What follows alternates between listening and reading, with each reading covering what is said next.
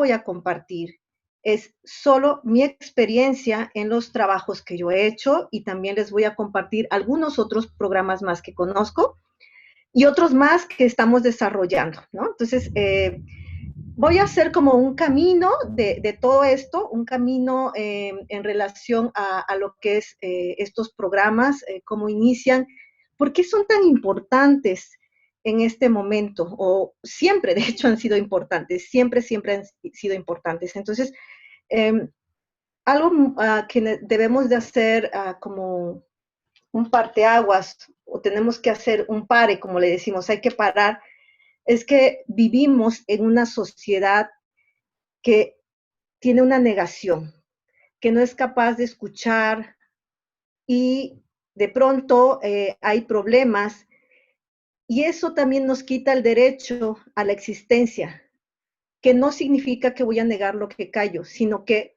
nos dice que mientras más decimos, más de pronto negamos la historia que tenemos, ¿ya? Quiero que ustedes miren esa primera lámina que dice la historia. Dice, hoy tomo conciencia que debo hacer lo que nunca antes hice, trabajar con estas manos de ladrón. Sé que saldrán callos y dolerán, pero estoy dispuesto a cambiar mi vida y dejar de culpar a los demás por lo que no he tenido. Esto fue un testimonio de un interno que está en Morelia, en el reclusorio Mil Cumbres. Hace aproximadamente 6 años, cuando yo empiezo a trabajar en Colombia, estaba justamente tomando el vuelo de Bogotá para Cali. Estaba con un compañero y estábamos súper emocionados porque ese viaje íbamos a trabajar un proyecto en el que íbamos a desarrollar el modelo que veníamos nosotros trabajando tiempo atrás. Eh, donde íbamos a sistematizar toda la información, íbamos a acomodar todo lo que habíamos recopilado en las investigaciones, en los encuentros que habíamos tenido con las FARC, con las víctimas del conflicto armado, con los ofensores, con la comunidad, con los campesinos, con las personas de organizaciones civiles, con gente de la ONU, personas del gobierno. Entonces, todo esa era una gran información y estábamos súper emocionados porque íbamos a empezar a diseñar todo el proceso de cómo habíamos trabajado y cómo empezar a hacer eso realidad para que se pudiera empezar a replicar. Y estando yo en el aeropuerto, recuerdo que recibo una llamada y en esa llamada estaba yo justamente esperando, dije yo, pues, ¿quién es? O sea, esta es una llamada de mi país.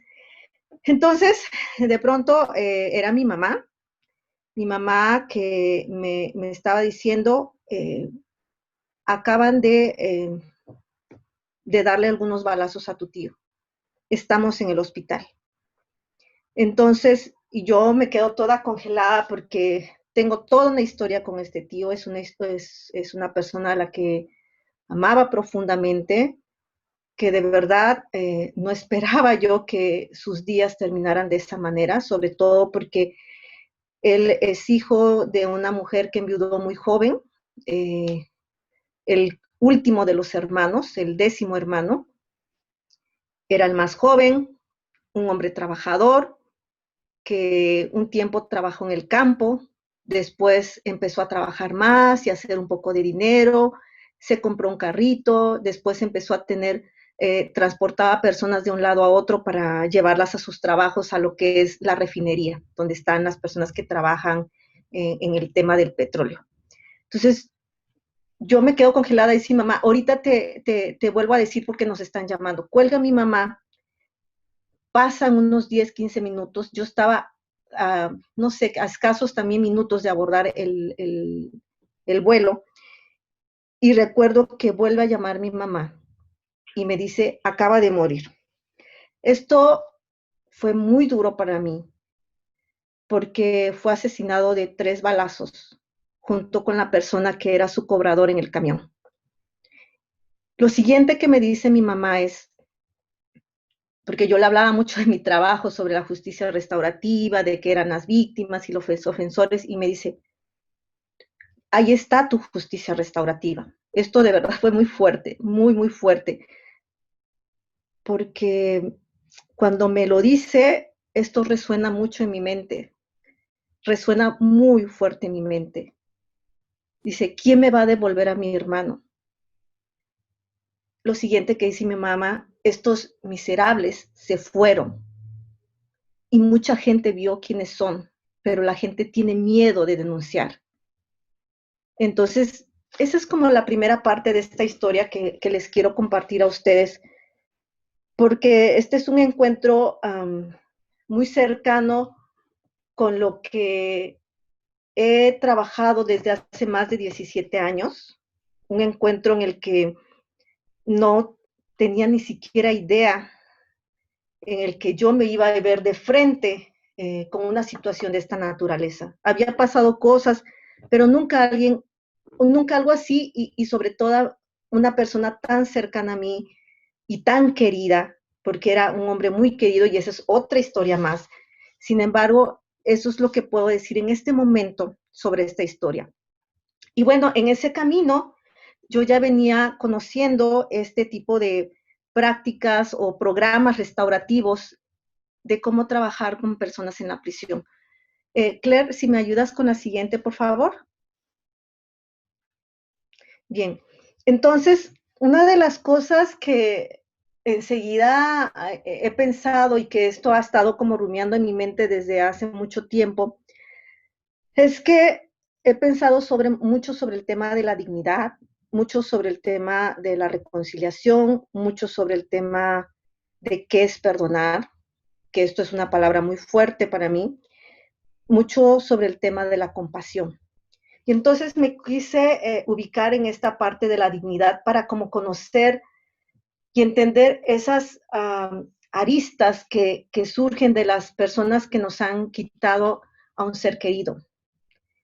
Quiero decirles también que un año atrás también habían asesinado a un primo mío. Entonces, era justo en el mes, un año después asesinan a mi tío, entonces eran como muchas cosas que estaban ahí que no se habían resuelto y sobre todo que en una de estas situaciones sí apresan a los que asesinaron a mi primo, sin embargo los dejan en libertad porque la gente no quería declarar y bueno, una serie de cosas. Entonces ellos se quedan en libertad.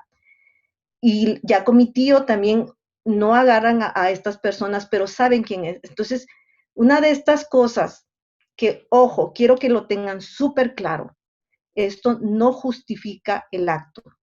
Recuerdo que una persona de la familia decía, ni modos, como aquí no están dando justicia, nosotros tomaremos la justicia y nosotros sabremos qué vamos a hacer con esto.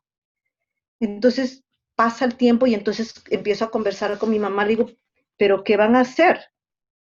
No, no podemos estar actuando de esta manera. Entonces, recordé esta parte que les quiero compartir a ustedes porque esta palabra es muy fuerte para mí, la parte de la dignidad. Dice, cuando las necesidades de identidad de una persona o de un grupo no están siendo satisfechas, estas recurren a la violencia si es necesario para satisfacerlas. Así de poderoso es nuestro deseo de ser vistos y reconocidos como seres humanos.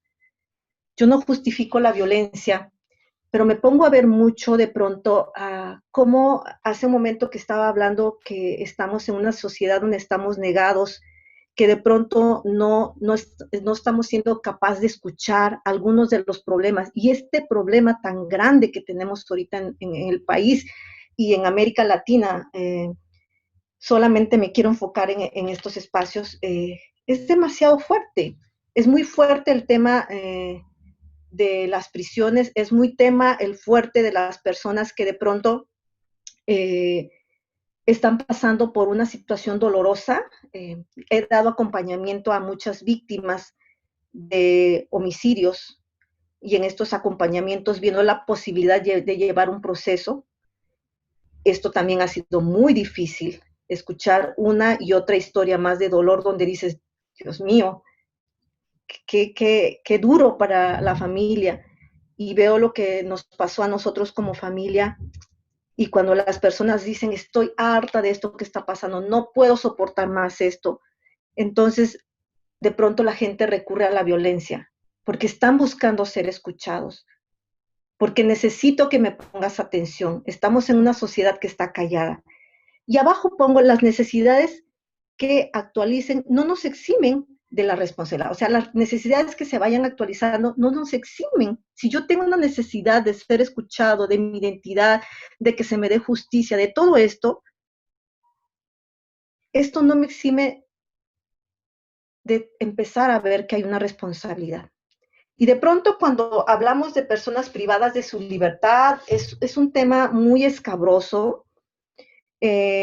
Muchos de los que son mexicanos han de saber que tenemos una ley en el sistema de justicia penal que es de personas privadas de su libertad, donde hablamos de programas restaurativos y sabemos que nuestras leyes han ido caminando y que pese a que podamos ver que tenemos un conjunto de leyes maravillosas, todavía estamos trabajando en cómo implementar programas al interior de las prisiones, porque tarde o temprano, como en la primera lámina que puse, donde este hombre hace ese razonamiento y dice, no tengo que decir ni juzgar por la vida que yo tuve. Y justamente eso es lo que necesitamos hacer. Hay mucha gente que tiene mucho coraje, mucho enojo y cobra la factura a la comunidad, pero esto nos habla también de un tema de dolor, de un tema de trauma, de un tema de narrativas que nos vamos contando, que vamos, hagan de cuenta que vamos todavía acentuando más y más y más el dolor. Y mientras más hablo de ese dolor, lo hago más fuerte,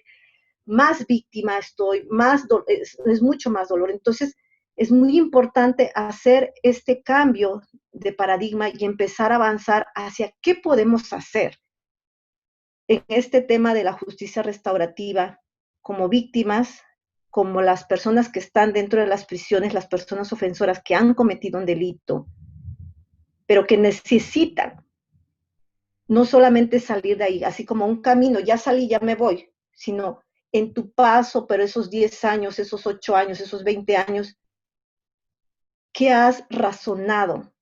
¿Realmente asumiste la responsabilidad? Esta asunción de la responsabilidad te ha llevado a ti a pensar en que ese comportamiento, ¿cuáles fueron las consecuencias? Muchas personas, muchas, si no es que todas, salen sin pensar esto. Dentro de toda esta parte de la dignidad, también quiero meter otros, otros personajes o personitas que también están dentro de las prisiones, que son los niños y las niñas que viven hasta cierta edad con sus mamás. Y uno de los últimos estudios que se han hecho es que se dicen que estos niñas y niñas no logran distinguir algunos colores, son muchos colores, entonces ellos tienen claro cuál es el gris, cuál es el negro, cuál es el café, pero no logran distinguir colores como el rojo, como el amarillo, muy pocas veces saben cuál es el morado, el rosa, porque en ese mundo de oscuridad en el que viven, víctimas también de estos actos que se cometieron, ellos también son unas víctimas de esta situación. Por ello, hace algún tiempo me di a la tarea de empezar a, siempre decía yo quiero decirles que siempre he querido como, innovar, quiero ver cómo es trabajar en esto, pero yo les puedo decir que me siento muy agradecida por la vida, de verdad me siento súper agradecida porque la vida me ha llevado de estar de un sistema de justicia penal donde estuve por muchos años trabajando dentro de la reforma del sistema de justicia penal, sobre todo en la implementación de la mediación penal, de la justicia restaurativa, de las prácticas restaurativas. Fue mi trabajo durante muchos años, pero la vida me quita de ahí y me pone en un momento en el que tenía que trabajar con las escuelas. Yo maravilloso entender cómo las niñas, los niños y también los adolescentes, porque he trabajado con ellos, tienen sus visiones sobre lo que es lo justo, sobre lo que es la responsabilidad, y he aprendido mucho de ellos. Ellos me han enseñado muchísimo. Pasar de eso y empezar a trabajar con la rama de la comunidad y ver De hecho, fue muy abrupto mi paso por la parte de la comunidad, porque yo empecé a hacer trabajos muy pequeños y entro de lleno a trabajar con personas que han sido lastimadas por la guerrilla. Eso fue muy fuerte. Y después empiezo a trabajar en las prisiones. Entonces, eso me ha permitido a mí, desde mi práctica profesional, poder ver muchas visiones sobre la justicia restaurativa. Y ahora más que nunca les puedo decir que esta palabra dignidad la puedo entender en su más amplia profundización cuando nosotros tenemos una gran necesidad de que nuestros padres nos vean, de que la pareja con la que estamos, los amigos, el trabajo, todo esto, hay mucha necesidad de eso. Y cuando la gente es invisibilizada, las personas hacen todo por ser vistas nuevamente, ¿no? Entonces, ¿me ayudas con la siguiente, Claire? En la siguiente, puedes ponerlo todo para que no, lo que quiero que vean ustedes aquí dice, los lados, tenemos dos lados del espectro. Nos dice, nos enfrentamos a grandes retos, de verdad, en materia de seguridad pública. Y créanme que yo se los digo, yo he batallado mucho para poder entrar a implementar algún tipo de programas a algunos centros de adultos y de adolescentes, pero de verdad que tenemos grandes retos, pese a que tenemos una ley que de muchas cosas se quedan así como en el aire y interprétalas tú, pero nos enfrentamos a un fuerte romper un paradigma, porque de pronto es la gente que está dentro de la prisión, de pronto es este tema en el que no existen los recursos, no hay como de pronto no existen las condiciones para que tú puedas entrar, gracias a la vida que ahorita se están permitiendo abrir ciertos programas en algunos estados de la República Mexicana que nos permiten de pronto entrar, empezar a hacer trabajos, pero nuestra visión no es solamente ir a hacer un programa, nos vamos, porque lo que nosotros al final de cuentas necesitamos es que la gente se apropie, la comunidad, los que están allá adentro se apropien del programa, porque nosotros nos vamos y la idea es dejar ese programa. Entonces, en estos delitos de bajo riesgo y de alto riesgo tenemos que empezar a analizar, y esto lo hacía una ministra de la Corte que decía, tenemos que ver primero a quiénes son los que están arrestando, a quiénes estamos empezando a acusar, a quiénes estamos llevando a esas prisiones. Y lo último una última pregunta era, ¿tomamos las mejores decisiones que nos dan seguridad? Yo cuando estaba escuchando a esta persona, a esta mujer, yo dije, bueno, sí, ¿a quién arresto? O sea, ¿quién es? Es una persona que tiene una historia, que ahorita estamos enfocados en el delito, como por ejemplo a las personas que asesinaron a mi tío, de que no lo estamos acusando, se fueron o no fueron a la prisión, y eso me dio seguridad.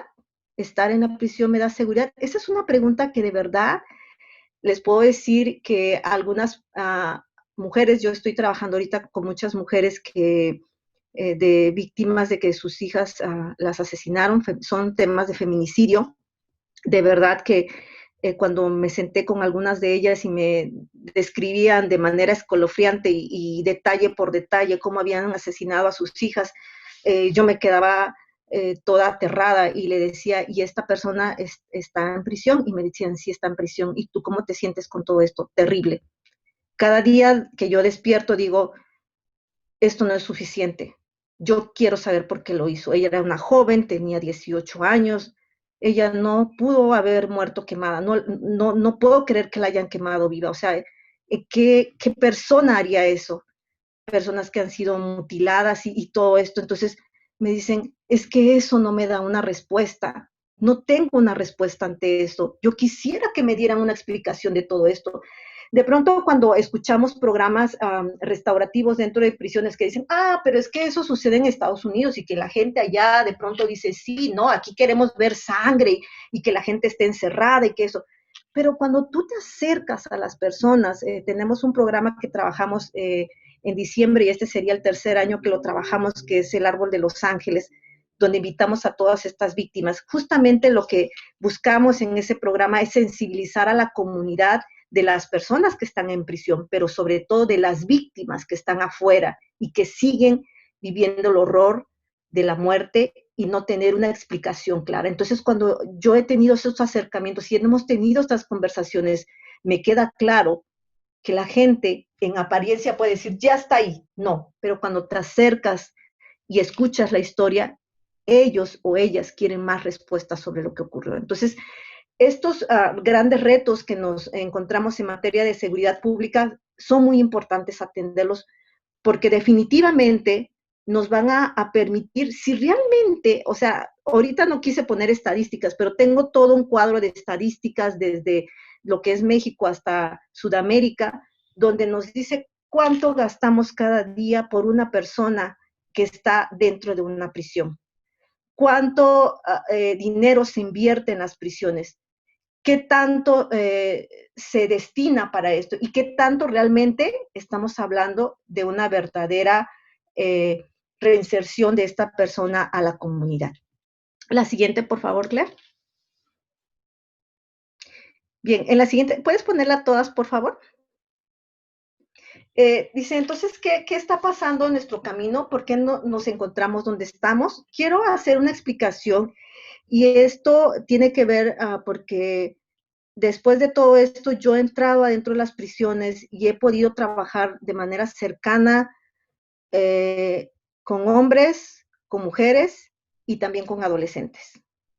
La vida me ha puesto en estos contextos. Entonces, una de las cosas muy importantes cuando nosotros empezamos a tener estas conversaciones, yo hice una adaptación de esto y ahorita voy a explicarlo por qué, es que cuando hablamos de asumir la responsabilidad, muchas veces yo me encontré con personas que decían, pues es que sí, aquí ya me dieron 20 años y pues Marisol, ya, o sea, ya estoy pagando. Y me doy cuenta o me daba cuenta que jamás en la vida habían tocado el tema de, ¿has pensado alguna vez en la otra persona? ¿Ya? Entonces aquí les voy a hablar de un programa que después lo voy a mencionar en un cuadro que llevo, que viene en la siguiente lámina, de cómo nosotros empezamos a trabajar en un programa y en otro más que desarrollamos, que es con teatro. Entonces, en este programa que les voy a hablar se llama Puentes a la Vida. Y en Puentes a la Vida lo que hacemos es trabajar con personas privadas de su libertad. Es un programa de varias semanas de trabajo con temas, con un libro. De hecho, por aquí no sé dónde me dejaron el libro, pero bueno, con libros, con guías de estudio, con preguntas de reflexión, ¿no?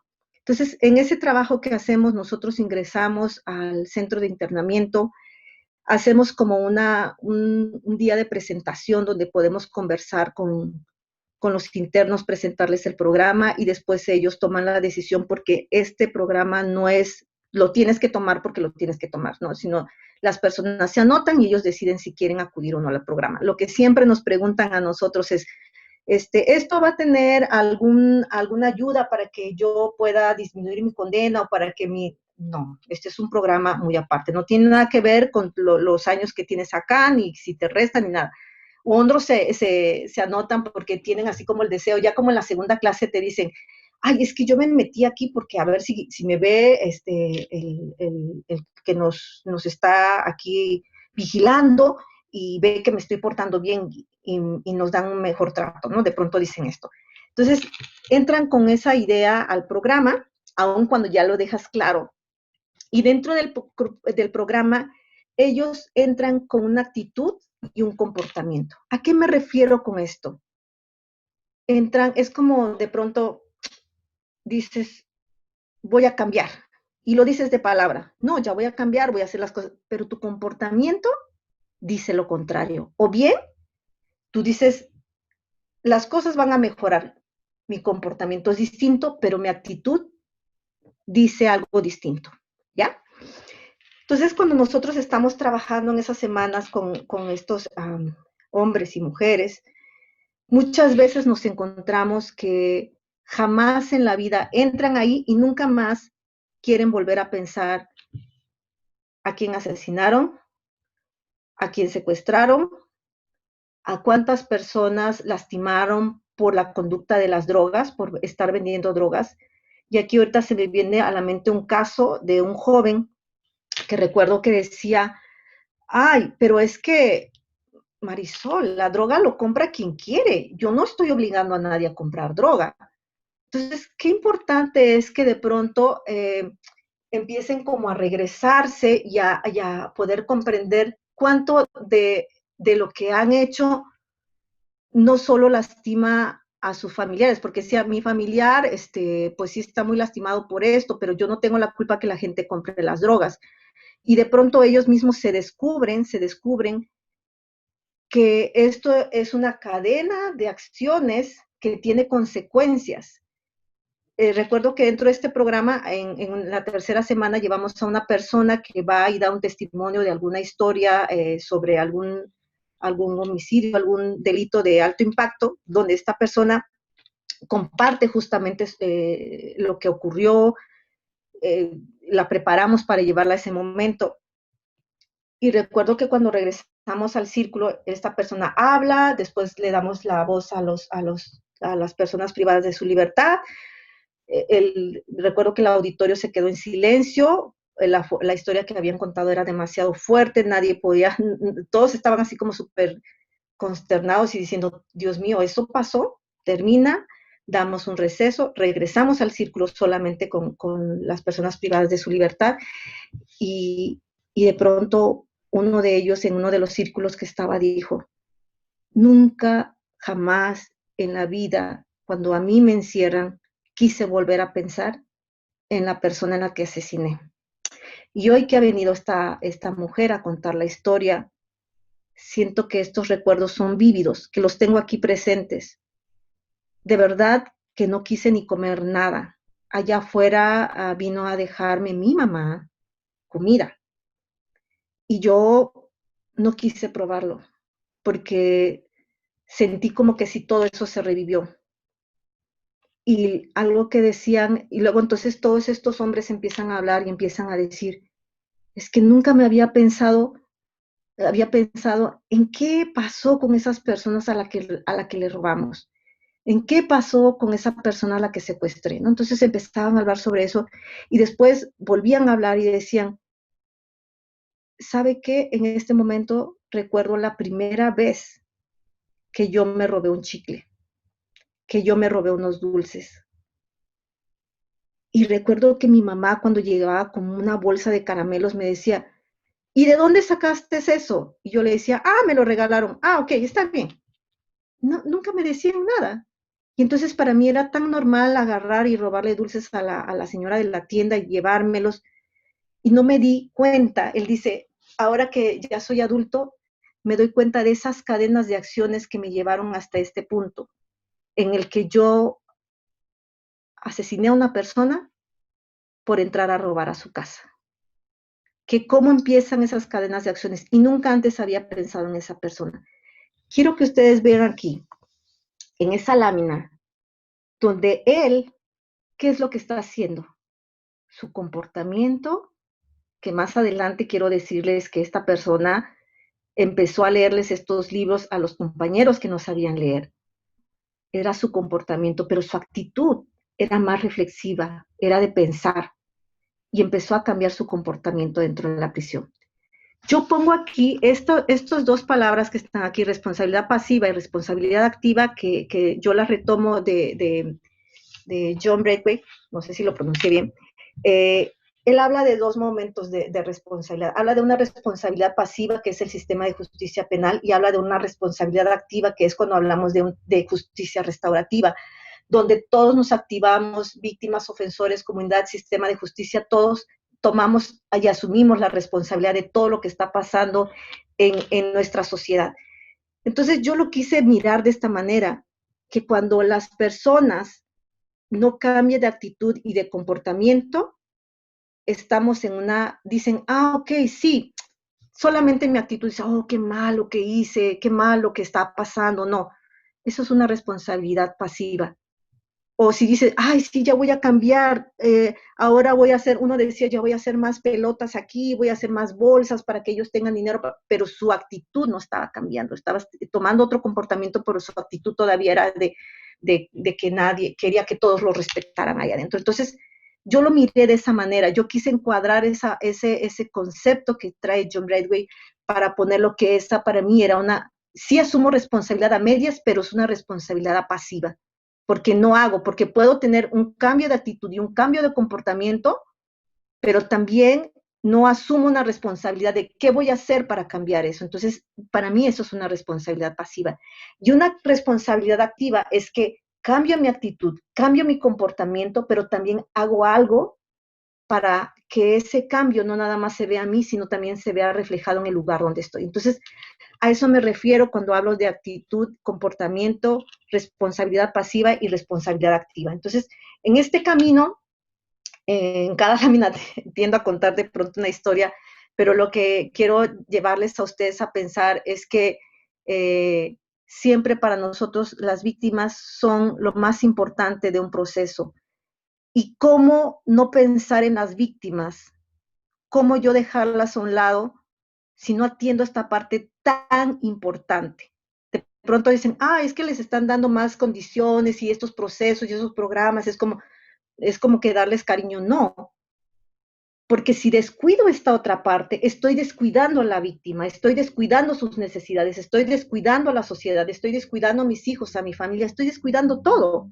Entonces, de pronto no podemos estar pensando que solamente una de las momentos para mí que han sido divinos es trabajar en las escuelas, porque los niños que se están empezando, que están creciendo, que están fomentando sus valores, sus creencias, todas estas series de cosas que nos van a formar como adulto, como adolescente, es muy importante asumirlo también en la escuela, y la justicia restaurativa nos apoya mucho en eso, porque hay 3 momentos que a mí me encanta hablar, que es hay que ser preventivos, proactivos y reactivos. O sea, y dentro de lo proactivo, ¿qué estoy haciendo? Esto que tenemos, ¿cómo lo podemos hacer más amplio? ¿Cómo podemos prevenir trabajando en las escuelas? ¿Y cómo podemos ser reactivos? Pues ya sucedieron los hechos, entonces hay que hacer algo por estas personas que están ahí, porque finalmente son producto de nuestra sociedad, son producto de historias de dolor, pero han lastimado a personas. Y si yo quiero trabajar con las víctimas, un respeto que yo les debo de dar y un reconocimiento es poner atención a estas personas que han lastimado para que evitemos que lo vuelvan a hacer. ¿Me ayudas con la siguiente, por favor, Claire? Bien. Lo quise poner así, no lo quise poner como muy legal, porque aquí estoy poniendo una serie de programas que les voy a ir explicando, que nos permiten entender. Aquí, de verdad que aquí necesitaría mi rotafolio en este momento. Me siento así como atada de manos, porque me encanta después estar haciendo rayas y todo, y por qué explicarles esto. Pero miren, aquí desglosando este cuadrito nos dice conducta delictiva, personas que están en internamiento y en libertad, ¿no? Luego, más abajo dice de bajo riesgo, de alto riesgo. Entonces vemos aquí Puentes a la Vida, Expresión Restaurativa, que es un programa que tenemos. Luego tenemos programas en libertad y bueno, toda esta serie de programas. Quiero ponerles 2 momentos. Como les he dicho, también he trabajado con adolescentes. Entonces, en el tema de adolescentes es muy importante en este proceso formativo de su cerebro, de todo este momento en el que ellos están experimentando toda esta poda neuronal, en el que ellos están empezando a cambiar en su cuerpo, en estos momentos en los que de pronto se están descubriendo, y que muchas personas, o uno de los grandes señalamientos es que son personas en ebullición, con hormonas en ebullición, cuando en realidad no es una etapa hermosa, preciosa, en el que hay que tener mucho entendimiento, hay que razonar con ellos, hay que ayudarlos a caminar en este proceso, pero de pronto en nuestra sociedad tan acelerada, que en este momento ha hecho un alto por toda esta situación que está ocurriendo, nos pone a pensar qué estamos haciendo nosotros por nuestros adolescentes. Entonces nos hemos encontrado con adolescentes que cuando son detenidos por algún tipo de delito, nosotros lo que hacemos es que tenemos programas donde eh, los pasamos con el área psicológica, También tenemos a un criminólogo, a veces tenemos educadores o hay personas que están en trabajo social. Y entonces a ellos se les hace una entrevista, se conversa con ellos, se mandan a traer a su mamá, a su papá y se tienen conversaciones con ellos, ¿no? Entonces, de pronto, quiero que vean ustedes que de pronto encontramos chicos que existen problemas en casa, que no son escuchados, no están siendo entendidos en ese momento. Y entonces ocurre que ellos quieren llamar la atención, quieren experimentar emociones fuertes en ese momento de su vida, de pronto no los están escuchando, de pronto muchas cosas que no se atendieron en la niñez salen en la edad de la adolescencia y entonces empieza este momento en el que confrontan a papá y a mamá y esta rebeldía y este no quiero y esto yo voy a hacer mi vida y yo voy a hacer. Entonces tiene que ver mucho también con esto que a lo mejor algunos de los que están o muchos de los que están escuchando ahorita conocen como la ventana de la disciplina social, ¿no? Que podemos ser negligentes, podemos ser permisivos, podemos ser punitivos, pero qué importante es ser restaurativo, darle control y apoyo, límites y disciplina a la persona. Pero de pronto no tenemos esto. Podemos ser permisivos o negligentes. Y entonces en esta parte de bajo riesgo nos damos cuenta de eso, se canalizan a la mamá y al papá y al chico y a la familia que tomen algunas terapias, se empiezan a tener conversaciones, se le da seguimiento al caso. Y a estos chicos, ven ustedes en la flecha de abajo que dice repensar, impulsando, enseñando y acompañando, estos son programas a los que se les canaliza a estos jóvenes, ¿ya? Entonces, les dan los canalizan estos programas porque lo que no queremos es que esto vuelva a ocurrir. Y entonces hay en estos programas, como por ejemplo Impulsando, lo que hacemos es que estos jóvenes, con apoyo de sus papás, se empiezan a dar cuenta de lo que ha ocurrido y empiezan, y esto no, hagan de cuenta que tenemos un porcentaje mínimo de personas que reinciden, porque su círculo y su red de apoyo es muy fuerte. Sin embargo, tenemos a los chicos que son de alto riesgo, pero no de alto riesgo porque signifique que luego los catalogan como, son los más malos. No, son los adolescentes que no tienen redes de apoyo. Y esto es tan terrible, de verdad. No está la mamá o no está el papá, viven con la abuela, no tienen asistencia de salud, no tienen estudio o no tienen acceso a la salud, no tienen acceso a la educación, sus derechos han sido violentados, han sufrido abandono, viven en condiciones de trauma y entonces todos esos factores hagan de cuenta que es el caldo de cultivo para que ese adolescente se ingresa a un centro juvenil. ¿Qué es lo que va a pasar?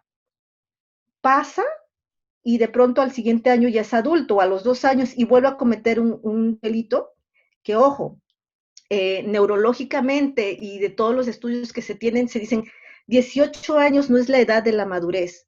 Entonces hay unas personas que alcanzan su grado de madurez hasta los 22, 25 años. Entonces, después ya son juzgados con leyes de adultos, lo que significa que se van a una prisión donde hay cosas mucho más fuertes, donde hay personas que han cometido delitos graves, donde hay personas que empiezan ellos a agarrar otra vida, otro momento, y esto es muy complicado, porque entonces dar marcha atrás todavía es más complicado y más difícil. Entonces, por eso, cuando tenemos esta parte donde vemos que sus redes de apoyo están muy bajas o no tienen redes de apoyo, nosotros buscamos esas redes de apoyo y entonces están estos dos programas restaurativos que son Puentes a la Vida, que les estaba mencionando, porque también está este programa de Puentes a la Vida en adolescentes. Aquí no está nadie ahorita para que me pase los libros que se los quería mostrar, el libro que se ocupa con adolescentes, donde trabajan igual estas semanas, pero las lecturas son diferentes a las lecturas que tienen los adultos, ¿no? Entonces son más letras y en ellos hay como especie de cómics donde ellos van relacionando las preguntas con las ideas que se están contando y las historias son más breves. Y en eso también tenemos algo que le llamamos expresión restaurativa, que este es un programa que se trabaja con adolescentes, donde por medio de las artes escénicas, del arte, que es una forma de crear factores de resiliencia, de crear nuevas narrativas entre estos jóvenes, nos permiten que ellos a través del arte puedan expresarse y tenemos, se monta una obra de teatro, esto se trabaja en círculos, cada tema y cada personaje es muy importante y ellos eligen el personaje y ellos empiezan a contar una historia en base a ese personaje y entonces ellos, mientras están trabajando el personaje, en el círculo también van trabajando su historia, lo que han vivido, cómo asumir esa responsabilidad, cómo quieren salir adelante y después se monta esta obra de teatro donde ellos representan toda esta situación y bueno, es una forma de empezarlos a apoyar, pero también darles un seguimiento después, ¿no? Entonces, las personas que participan de esto son voluntarios, los voluntarios que van a dar de manera gratuita las clases de teatro, de arte, de lo que ellos quieran, pero esto siempre termina con un producto. Y dentro del trabajo artístico vamos trabajando la responsabilidad, vamos trabajando el tema de resiliencia, vamos trabajando la parte de qué es ser víctima, de qué es ofensor, de por qué quiero regresar a la comunidad, cómo quiero regresar a la comunidad. Entonces, esto es a través de la expresión del arte.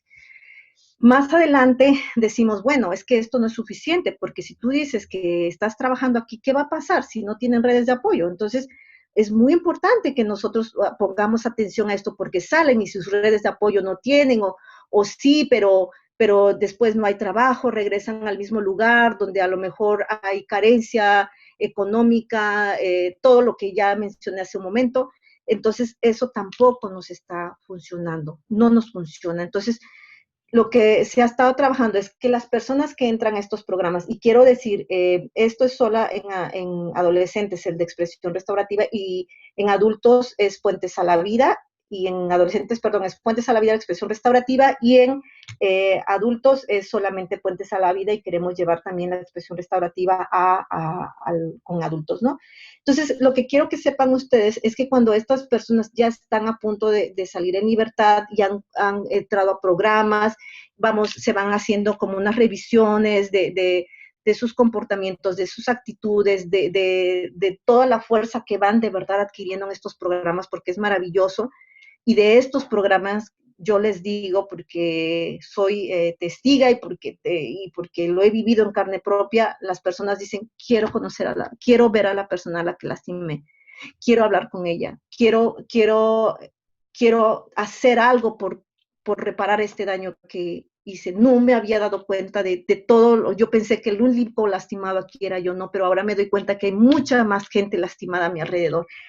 Esto es uno de los resultados que tenemos aquí cuando están privados de su libertad. Ya en libertad lo que tenemos son estos programas donde damos la oportunidad de que por medio dice acompañando, que tienen un acompañante, un tutor, una persona que, por ejemplo, son personas que trabajan psicología, tenemos un equipo multidisciplinario que nos permite y voluntarios que nos permiten acompañan a estas personas a que de pronto no tengo dirección, ¿no? Entonces, de pronto no sé qué hacer, tuve un problema en casa y no sé cómo resolverlo. Entonces, estas personas los acompañan juntamente con que ellos se les ayuda a colocarles en un trabajo, se les ayuda, se habla con organizaciones civiles, se habla con algunas empresas y lo que se hace en ese programa es que ellos ingresan a un lugar donde se tienen seguridad, donde ellos se les enseñan habilidades, se les permite hacer muchas cosas. Esto, ojo, también es algo en lo que se les ofrece, no se les obliga a tomarlo, pero muchos de ellos lo toman. Y entonces, cuando ingresan a este programa, no están solos porque tienen a una persona que los está coacheando, que de pronto pueden tener su teléfono, hacer una llamada y, oye, ¿sabes qué? Me siento mal, oye, este día ocurrió esto. Entonces, le dan ese soporte emocional y esa es la forma en la que estos jóvenes de verdad se tienen resultados maravillosos de su trabajo y de cómo van superando estas adversidades. Entonces, están todos estos programas y quiero decirles que muchos de estos programas se encuentran en la Fiscalía del Estado de Oaxaca y muchos de ellos son impulsados por la Fiscalía General de la República. Los programas que desde el Instituto Crecer con Justicia hacemos son los de Puentes para la Vida, Expresión Restaurativa, Y en el programa de Acompañando, nosotros hacemos este coacheo con los jóvenes para trabajar y ayudarlos a que ellos puedan conversar y tener esa red, ese soporte de que no están solos, ¿no? Entonces, eso es como de manera muy general esta parte de los programas que se tienen y de los que ustedes que pueden empezar a trabajar y desarrollar dentro de sus instituciones de justicia. ¿Me puedes apoyar con la siguiente, Claire, por favor? Bien, entonces, hace un rato, ahora aterrizando en esta otra parte, de pronto salgo de lo mental y me voy a lo emocional. Para mí, cuando empecé en el tema de la justicia restaurativa, me he metido más y más y más y más. Y mis conceptos, mis ideas, mi propia persona ha cambiado desde que empecé a trabajar hace más de 6 años aproximadamente, en otro contexto.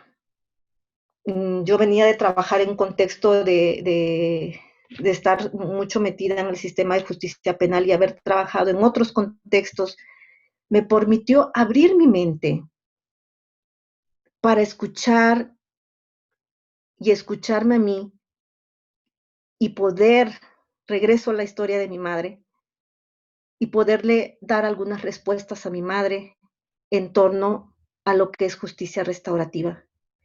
Y yo me explico que la justicia restaurativa y estos programas restaurativos, que ahorita solamente me enfoqué en prisiones, son un viaje al entendimiento. Un viaje al entendimiento de poder empezar a entender mi historia, de poder entender la historia del otro, de resignificarlo, de construir una nueva narrativa, de sentarme con mi madre y decirle qué tanto el hecho de que ustedes o que la familia haya pensado o haya cruzado por un momento en su mente buscar a las personas y cobrar también sus vidas, les iba a sentirse mejor. Qué tanto era importante honrar la memoria del hombre que se fue, que para mí era un hombre muy importante en mi vida, que nos dio mucha protección en nuestra infancia, que cuidó mucho de mi madre. ¿Qué tanto eso me iba a permitir a mí seguir en la vida? Entonces, entendí mi historia, trabajé con mi mamá la historia y trabajé con mi familia la historia, porque las personas necesitan recuperar su honor, sean víctimas, sean ofensores y sea comunidad.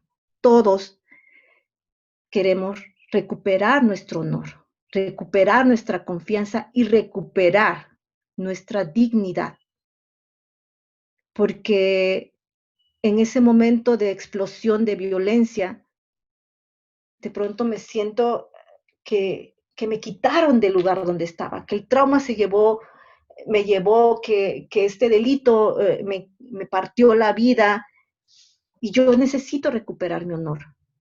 Eso significa trabajar el honor en justicia restaurativa, dignificarme y regresarme a mi dignidad.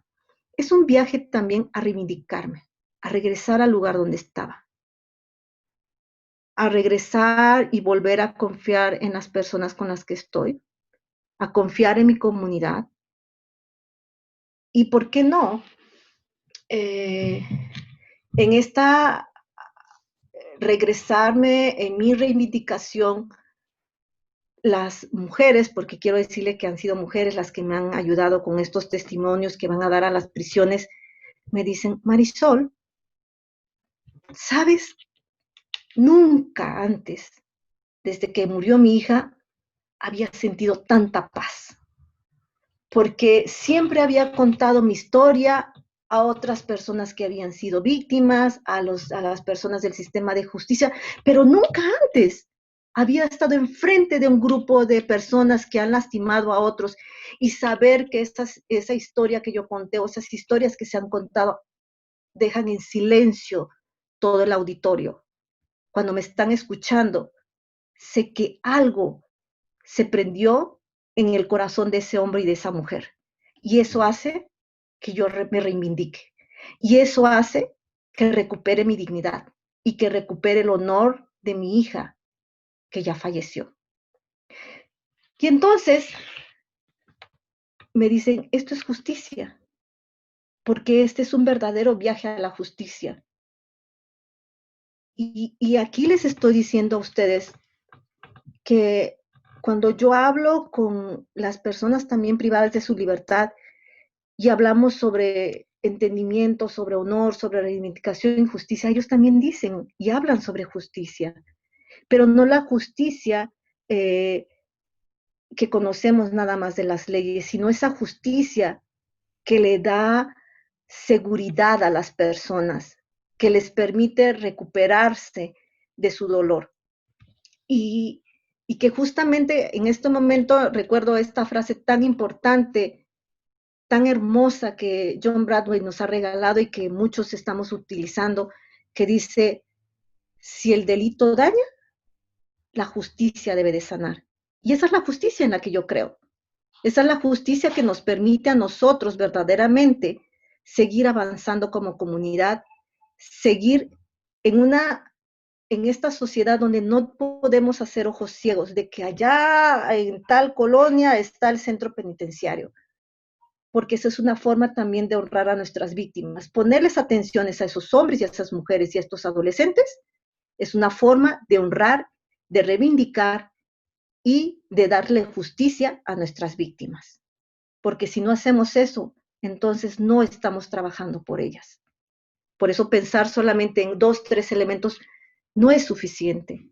Por eso cuando hablamos de programas restaurativos y cuando hablamos de prácticas y de todo esto, nuestra mente se tiene que abrir y mirar que esto es grande, es muy grande, y que hay muchos espacios donde todas y todas podemos estar, porque el conocimiento, ya hace un rato que estaba oyendo a un hombre que me encanta, estaba hablando en una conferencia, decía, el conocimiento no es solo de uno, no le pertenece a un grupo, nos pertenece a todos y no todos tenemos el conocimiento. Por eso es muy importante integrar de otras disciplinas a otras personas que nos permitan justamente hablar de una verdadera justicia restaurativa. ¿Ya? ¿Me ayudas con la siguiente, Claire? Bien, entonces ya nada más, ya voy cerrando. Nos dice aquí, entonces, que esta definición de Terry me puede encantar porque para mí encierra todo lo que venía yo pensando y cuando la veo digo, wow, eso es lo que yo andaba buscando, porque es una forma de ser, de pensar, se enfoca en crear espacios seguros para conversaciones reales y dice, profundiza la relación y crea comunidades más fuertes y conectadas. Entonces, hagan de cuenta que hace un rato que les estaba diciendo, viaja a la justicia, al honor, la reivindicación. ¿Cómo no puedo yo crear una sociedad más conectada? ¿Cómo no puedo yo crear esos espacios para esas conversaciones donde puedan ser reales y seguras? ¿Cómo no? Sí, eso es lo que estoy buscando. Ese momento en el que yo divido al grupo de 80 hombres, 50 hombres, 40 mujeres, donde estamos trabajando con los adolescentes y se van a trabajar con su facilitador y empiezan a pensar, empiezan a crearse un espacio de seguridad donde empiezan poco a poco, porque no crean que es de golpe que ya te dicen todo, pero poco a poco van creando esa conversación, se sienten que es un espacio genuino, donde podemos tener una conversación, donde podemos crear esa comunidad más fuerte, más conectada, donde me puedo escuchar con el otro y me puedo dar cuenta del mal que yo hice. Y entonces, no solamente es ser, sino también es pensar. Como les decía hace un momento, en la segunda o tercera lámina de esta presentación, les decía, no solamente es el comportamiento, no solamente es acción, no solamente son las leyes, sino también puede ser, es la actitud, es nuestra responsabilidad activa que debemos de asumir como comunidad para poder verdaderamente de hablar de una justicia restaurativa en la sociedad. Y creo que hay otra más, si mal no recuerdo, Claire, si la puedes pasar, por favor. Entonces, esto nos lleva a estos 5 principios de Beverly Hills, que son los que la verdad es que cuando los veo y los tengo más presentes, los veo más presentes en cada uno de los procesos que llevamos, en cada uno de los programas, en cada una de las personas con las que estamos siempre compartiendo. Y justamente lo que estamos buscando es si no hay relación, si la relación se ha roto, no va a haber respeto. Si yo no tengo respeto, no voy a asumir responsabilidad. Si no asumo responsabilidad, difícilmente voy a reparar y difícilmente me voy a reintegrar a la comunidad. Pero si yo quiero ponderar en mis relaciones, ya sea al interior de una prisión, hablamos siempre de prácticas como totalmente, parcialmente restaurativas, pero yo he visto el impacto de esto aún fuera de una prisión, trabajando solamente con un grupo de mujeres, de hombres y de adolescentes, porque esto se refleja en la familia, esto se refleja en la comunidad, porque un hombre que decía que tenía miedo de regresar a su comunidad y cuando tuvimos un proceso dentro de la comunidad, pudo decir, no puedo que me estén recibiendo de esta manera, no puedo creer. Él decía, si llego me van a decir a mi mamá o la familia, la van a empezar a decir que son, ya regresó el ratero, que ya regresó el malo, pero cuando se hizo esta reunión en una comunidad pequeña, quiero decir que es una pequeña comunidad con las personas como más importantes de la comunidad, se habló sobre esta relación, se le pidió respeto, se le pidió que asumiera la responsabilidad, se le pidió reparación y él fue reintegrado a la comunidad. Entonces, para mí, eso es justicia restaurativa, que a lo mejor de pronto decimos, pero Marisol, eso no es totalmente restaurativo. Para mí sí es restaurativo, porque yo lo he visto y he visto cómo esos cambios a lo mejor que no son de manera inmediata, ha sido un proceso restaurativo. Pero aquí es donde viene también la responsabilidad de nosotros como personas que estamos trabajando mucho en estos temas, de no romper, sino unir, de otras disciplinas más y de empezar a trabajar estos 5 principios que deberían de ser también para nosotros como facilitadores y para todas las personas que estamos inmersas en estos temas y así para la comunidad, ¿no? Y por último, creo que ya se acabó. Mis conclusiones, perdón. Bueno, aquí en las conclusiones lo que les tengo es que se ha encontrado que los programas y procesos restaurativos de violencia severa es altamente efectivo. Esto está comprobado, por ahí pueden bajar el video de entrevista con un asesino, pueden ustedes mirarlo de manera ilustrativa, por favor, vean ese programa desmenuzado, me siento honrada porque tengo una capacitación y un entrenamiento fuerte con este tema de crímenes violentos, entonces hay todo un proceso que se tiene que hacer para poder llegar a tener ese encuentro, pero solamente véanlo como de manera ilustrativa. Y entonces vemos que al interior de la prisión, independientemente de que hay un programa restaurativo adentro, surge de pronto, lo que estamos trabajando aquí en Oaxaca es que este grupo de mujeres que se reúnen, que ojo que ahorita por lo de la pandemia no nos hemos reunido, pero algo que se hacía es una reunión, y yo tenía esa reunión con este grupo de mujeres, y muchas de ellas decían, Marisol, yo quiero tener un encuentro, yo quiero que tú prepares a esta persona, yo quiero hacer esto, yo quiero hacer esto. Entonces, dentro de eso puede surgir un proceso que es el encuentro víctima-ofensor en delitos graves, ¿no? Entonces, se tiene comprobado que estos procesos son altamente efectivos. Los informes de las víctimas y ofensores que participan en los programas dan testimonios de los cambios de actitud y comportamiento. Tenemos muchas entrevistas, muchos documentos donde se han escrito, donde hay visitas y donde tenemos documentado todo esto de lo que pasa después del programa, ¿no? Y dice, la comunidad al involucrarse cambia la percepción sobre las familias y las personas ofensoras, logrando con ello una verdadera reinserción social. Y esto tiene que ver con el ejemplo del último caso que les estaba contando de que cómo llega esta persona a la comunidad, cómo se hace un proceso restaurativo, porque había mucha incomodidad de que iba a regresar y cómo se hace este proceso para que la comunidad lo pueda ver con otros ojos, sino decirle por su nombre, no decirle quién era y que no se sintiera esa como sensación de incomodidad y que de pronto hasta las familias se terminan yendo del pueblo porque es tanta la presión que no la soportan. Entonces, eso nos habla de una verdadera reinserción social. No lo puedo creer, terminé en 1 hora, no lo puedo creer, pero bueno, si pasamos la siguiente, por favor, Claire. no sé cuál sea la siguiente. Ah, son mis datos. Bueno, ahí me pueden encontrar. Bueno, entonces esto es de manera muy general, o sea, tendría que explicarle cada uno de los programas, pero quería que ustedes miraran una de estas reflexiones que hice en base al viaje al entendimiento, al honor, a la justicia y a la reivindicación.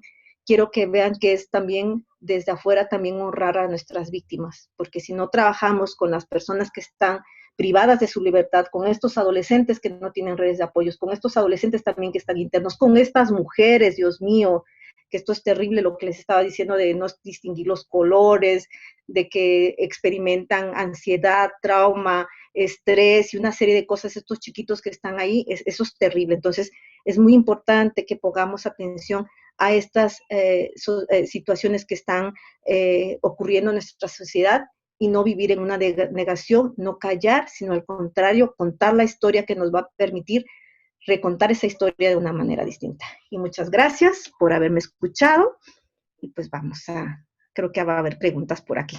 Hay bastantes preguntas. Dios. Marisol, qué presentación más excelente. Muchísimas gracias a las personas que nos acompañan. Muchas gracias por acompañarnos. Soy consciente de que son las 6 y unos minutitos, bueno, en hora de Costa Rica. Quienes puedan acompañarnos para unos cuantos minutos más para preguntas y respuestas. Voy a tratar de compartirlas de la mejor manera. Hay algunas personas que levantaron la mano. Les agradecería si en el chat o en el botón de preguntas y respuestas pueden digitar su consulta. Sofía Frech te menciona cuando mencionaste lo del rotafolio que no necesitas rotafolio. Excelente expositora y muchísimas gracias. También hay personas que preguntan dónde pueden encontrar accesos o sitios web o información sobre varios de estos programas y me gustaría proponerte si en el transcurso de los próximos días me puedes enviar algunos enlaces y yo los puedo remitir a todos los correos electrónicos de todas las personas que nos han acompañado. Entonces puedo enviarles más información en el transcurso de la próxima semana para que puedan buscar más.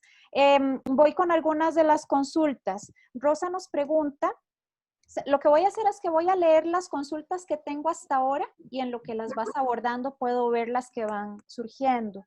Rosa nos consulta acerca de si existen protocolos con personas LGTBI más o personas trans en lo que son estos procesos. Esa es una pregunta. Hay preguntas acerca de cómo generar un programa que pueda cubrir a toda la población carcelaria, personas en condición de sentenciados o personas en condiciones de medidas cautelares. La terminología cambia un poco por países, pero creo que me comprendes cómo cubrir a toda la población. Preguntan también, ¿qué cosas se pueden hacer cuando o no hay una víctima concreta o la víctima no quiere participar? Si hay cosas que se pueden hacer. Y preguntan una pregunta similar, que es si has podido presenciar encuentros directos entre la víctima y ofensor en situaciones violentas y qué has observado ahí, qué impacto has observado. Creo que es una pregunta que genera mucha inquietud. Y una participación muy interesante, y con eso ya te cedo la palabra, que nos consultan, bueno, es que si esto es toda una filosofía, toda una forma de visualizar la justicia, ¿cómo es que entonces la justicia restaurativa se sigue considerando un mecanismo alterno? Entonces, por ahí van los comentarios y consultas. Voy a estar atenta a los que van surgiendo y te cedo la palabra. Bueno, voy a tratar de ir contestando poco a poco las preguntas porque luego me voy. En esta primera que están mencionando sobre los protocolos con población trans y LGTB, yo lo que les puedo decir es que existen algunos protocolos. De hecho, si me permites, Claire, te voy a mandar algunos protocolos que yo tengo. Sin embargo, todavía no son como muy visibilizados, eso es lo que les puedo decir. Por ejemplo, nosotros hemos detectado personas de esta población que están privadas de su libertad y dentro de estos protocolos hay cosas o derechos que de pronto no son respetados y entonces no hay como una visibilización muy puntual sobre este tipo de población. Pero sí hay y sí tenemos también, si me permites, también te voy a mandar otro enlace más que es justamente de cómo hacer todo un juicio y un acceso a la justicia con comunidad trans y población LGTBI. Me falta una palabra más. Entonces, yo puedo mandar esa información. Yo lo que les puedo decir ahorita, no tengo más, pero voy a investigar, porque esto es lo que yo me he encontrado con esta población, hemos trabajado con ellas, han estado dentro de los procesos, han participado. Eh, Sin embargo, a lo mejor, si me abrieran más adelante más la pregunta, ¿qué es lo que más quieren saber de esto? Y creo que pudiera ser más puntual en la respuesta. En torno a la siguiente pregunta, que son el tema de medidas cautelares, cómo cubrir a la población. Esto es súper importante. Fíjense que justamente hace 2 meses desarrollé un programa que estamos en espera de que nos los aprueben para un trabajo de medidas cautelares y cómo empezar a cubrir esto es una población en masa grande, y entonces ahí encontramos, no creamos, existe ya un modelo que lo has de conocer, lo conoces, Claire, que se toma decisiones de grupo familiar, y hicimos unas adecuaciones para que pudiéramos como empezar a trabajar con temas de medida cautelar. Yo les voy a explicar rapidísimo de qué se trata este proceso. La toma de decisiones de grupo familiar es donde viene familia, primos, todo lo que es familia extendida, amigos, y todos se reúnen y empiezan a hablar sobre este tema, pero nosotros hicimos una subdivisión de este programa para poder atender una diversidad de casos que tienen que ver con lo que nos estaban hablando, era con el tema de violencia de género, con cuestiones de violencia, y cómo los íbamos a empezar a abordar muy poquito. Entonces, no muy poquito, de qué manera vamos a abordar estos casos, porque muchas veces estas personas salen. Entonces, de ahí integramos otro programa más, que es un trabajo con hombres que están renunciando a su violencia, que se integra a este programa, y entonces tenemos a otras personas que trabajan el tema de perspectiva de género, que son personas especializadas en ese tema. Entonces, dentro de esos programas viene el de justicia restaurativa, y este programa estamos esperando que nos los autoricen, porque justamente va a venir no solamente a tocar el tema de género, de violencia, sino también viene a tocar otros temas más que de pronto dentro de medidas cautelares hemos visto que pudieran funcionar maravillosamente con programas de corte restaurativo. Entonces, la siguiente pregunta dice, víctima concreta que no quiere participar. Bueno, siempre hemos dicho que este proceso es voluntario. Les voy a contar un caso. Este caso no es mío, este caso es de mi maestro Eri Mendoza, y mi maestro nos platicaba de cómo le hacían, por ejemplo, de entrada les digo, si una víctima no quiere participar, siempre hay que mirar qué pasa, o si uno puede darle las condiciones, o sea, tenemos que cuidar, y sobre todo porque este entorno es muy, muy delicado. Tengo unos casos donde les puedo decir que esto iba a ser un desastre total por no cuidar o por querer empujar a la víctima a participar en un proceso, y cuando se da cuenta a dónde se iba a meter, aterradamente dice no. Entonces, hay cosas que el tiempo no nos da, pero yo les puedo decir que cuando una víctima no, es no. Y hay que seguir trabajando con ellos, y si no quiere, está bien, hay otras alternativas. Esto no es una panacea y no es para todos.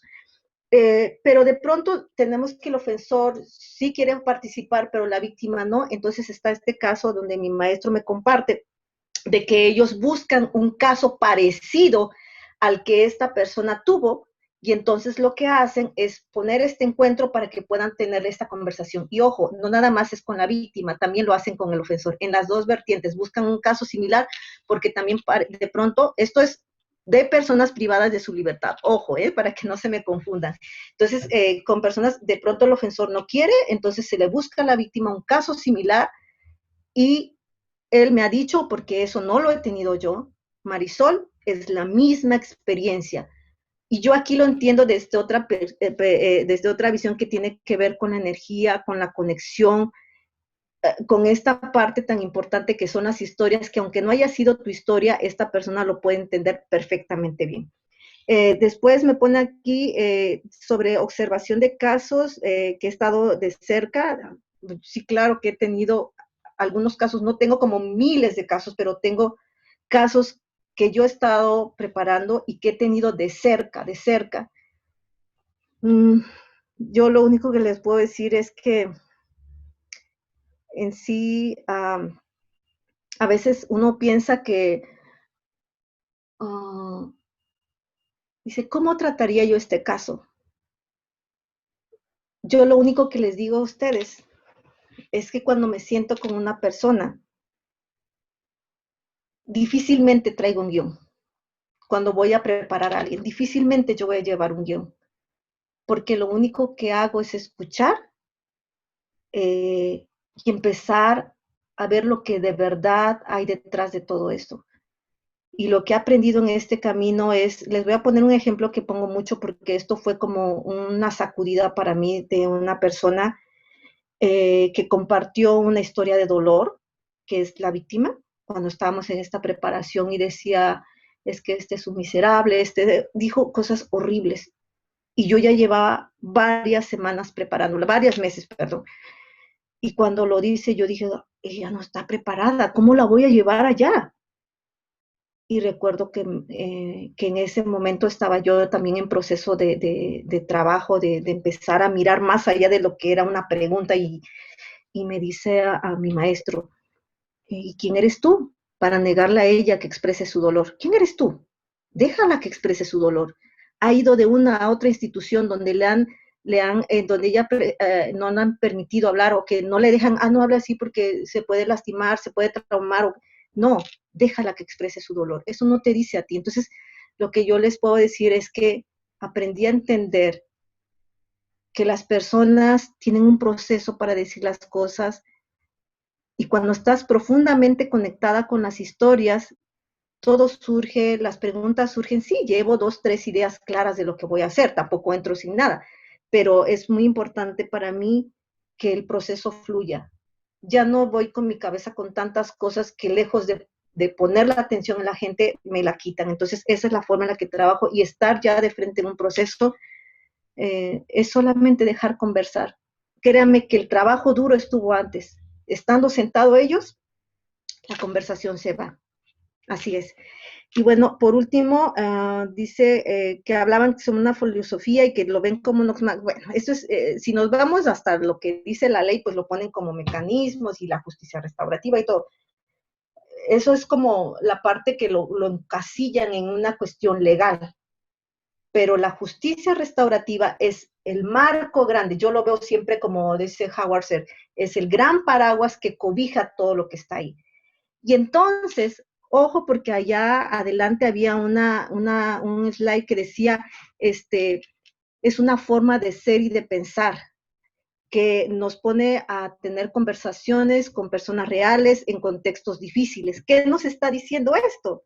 O sea, que no necesariamente, y se los digo así, tiene que surgir un delito para que podamos hablar sobre justicia restaurativa. Que se ha ido al sistema de justicia penal es un tema, pero esto siempre ha existido en nuestra comunidad, en nuestras conversaciones, en nuestras relaciones con personas que hemos conocido así. Entonces, esto es la justicia restaurativa. Lo que vemos en la ley es que lo ponen de esa manera, pero justicia restaurativa es mucho, mucho más que eso.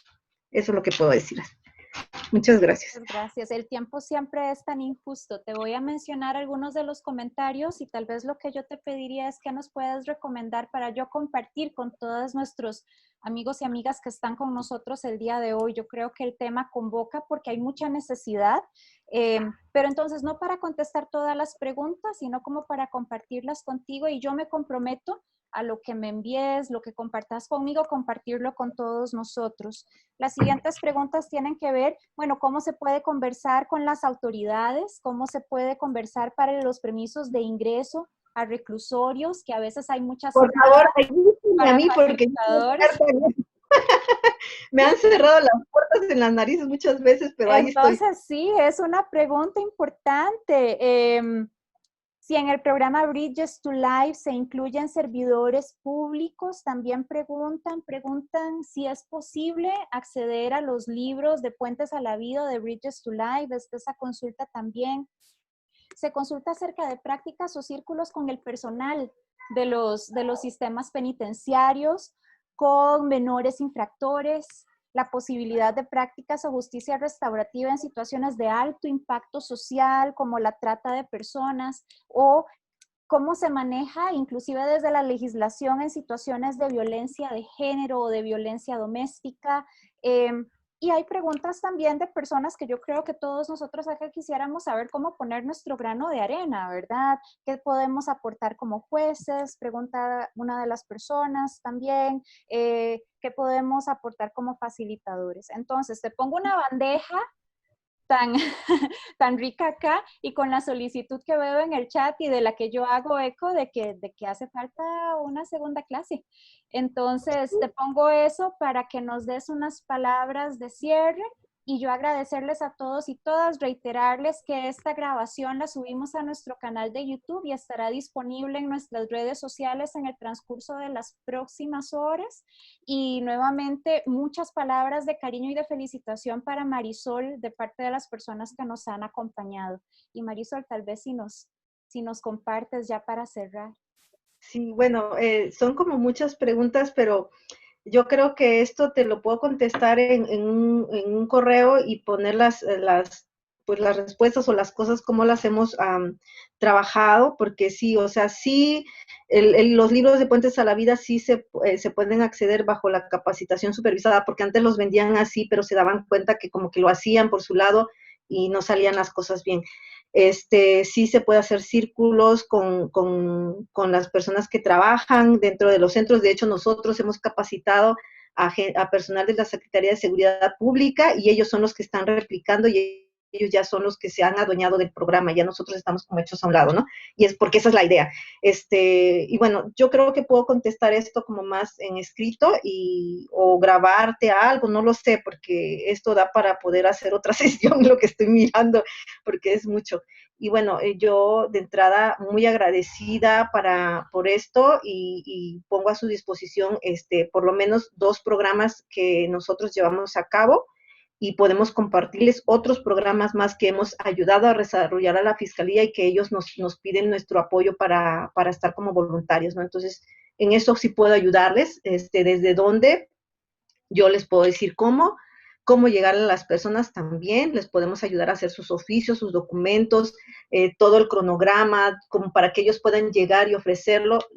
Aquí es un comercial, pero lo único que siempre pedimos es nuestros gastos de trabajo y que paguen los libros del envío nada más. Pero nosotros damos toda la capacitación, damos todo el material para que ellos puedan desarrollar el programa y los vamos acompañando hasta el final. Eso es lo que puedo decir. Muchísimas gracias y muchas gracias a todos por escucharme. Marisol, un honor contar contigo. A todos que pasen una linda noche y un feliz fin de semana. Y la otra semana van a estar recibiendo correos míos. El que les llega mañana de seguimiento no es. La otra semana les va a ir llegando la información que la maestra comparte con nosotros. Buenas noches Okay. y que estén muy bien. Buenas noches, hasta luego.